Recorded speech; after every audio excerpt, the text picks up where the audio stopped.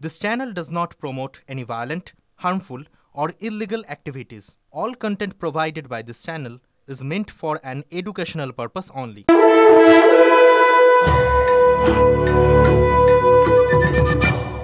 তার বিরুদ্ধে তিনি জিহাদ ঘোষণা করছেন।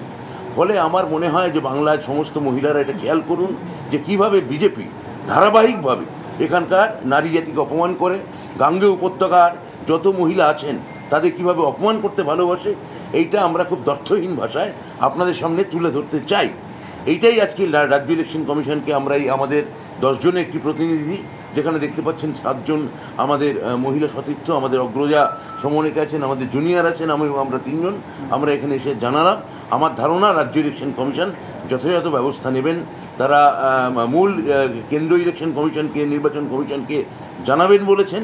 আশা করা যায় সত্তর এই জাতীয় অপমানকর, এই জাতীয় নারী বিদ্বেষী, এই জাতীয় বাংলাকে ছোট করা মন্তব্য থেকে নিশ্চয়ই উনি বিরত হবেন, এটা আমরা আশা করব। বা বিজেপি সমস্ত নেতা যে করবেন না সেটা আমরা আশা করতে পারি।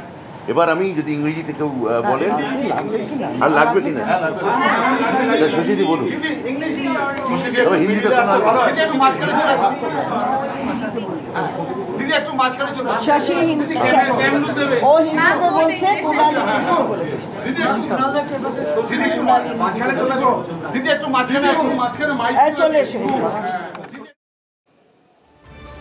নির্বাচন কমিশনে তৃণমূলের অভিযোগ, দিলীপ ঘোষের মন্তব্যের প্রতিবাদে শোনাচ্ছিলাম আপনাকে ব্রাত্য বসু সাংবাদিকদের কি বলছিলেন। এবার আসি পরের খবরে।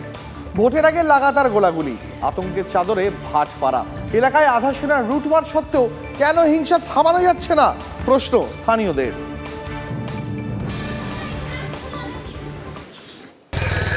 আতঙ্কিত ভাটপাড়া পৌরসভা 10 নম্বর ওয়ার্ডের রামনগর কলোনি এলাকা।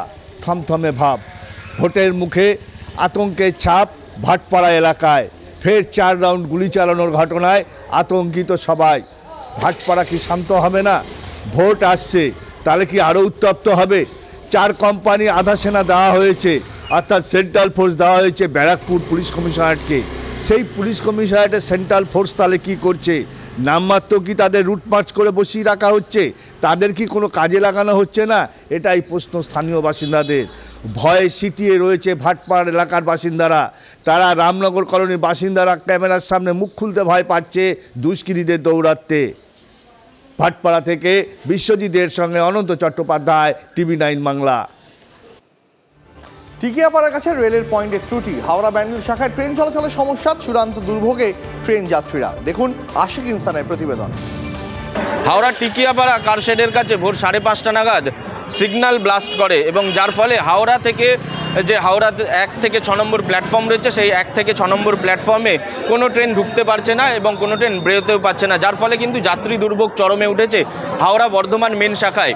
হাওড়া বর্ধমান মেন শাখার ব্যান্ডেল স্টেশনে কিন্তু যাত্রীদের দেখা যাচ্ছে সকাল থেকেই অপেক্ষা করছেন ট্রেনের জন্য এবং তারা কিন্তু অভিযোগ করছেন যে রেলের তরফ থেকে কোনো অ্যানাউন্সমেন্ট করা হয়নি। যদিও রেলের তরফ থেকে জানানো হয়েছে এই যে দুর্ভোগ, এই দুর্ভোগের কারণে বেশ কিছুটা যাত্রীদের অসুবিধা হচ্ছেন। ইতিমধ্যেই রেলের যারা আধিকারিক রয়েছেন তারা ঘটনাস্থলে গেছেন, ইঞ্জিনিয়াররা তারা কাজ শুরু করে দিয়েছেন। কিছুক্ষণের মধ্যেই হয়তো আবার ট্রেন চলাচল স্বাভাবিক হয়ে যাবে বলে রেল সূত্রে খবর।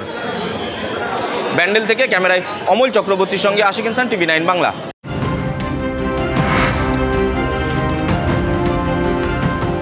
এই মুহূর্তে একটা গুরুত্বপূর্ণ খবর আপনার জন্য। কেজরির পিটিশনের জবাব দিতে সময় চাইল ইডি, আরো 3 সপ্তাহ সময় চাইল এনফোর্সমেন্ট ডিরেক্টরেট। আদালতে ইডির তীব্র বিরোধিতা অভিষেক মনু সিংভির। ইচ্ছে করে এক্ষেত্রে দেরি করেছে ইডি। ইডি গ্রেপ্তারিকে চ্যালেঞ্জ করে দিল্লি হাইকোর্টে মামলা কেজরির। আপ সুপ্রিমোর পিটিশনের জবাব দিতে 3 সপ্তাহ সময় চাইল ইডি। আজ এ বিষয়ে দিনের শেষে শুনানি করবে দিল্লি হাইকোর্টের বিচারপতি শরণাকান্ত শর্মা। আদালতে কেজরির তরফে ইডির তীব্র বিরোধিতা আইনজীবী অভিষেক মনু সিংভির। তাঁর যুক্তি, ইচ্ছাকৃতভাবে দেরি করতে চাইছে ইডি। ইডি কেজরিওয়ালকে হেফাজতে নেওয়ার বৈধতা নিয়ে প্রশ্ন তুলেছেন তিনি।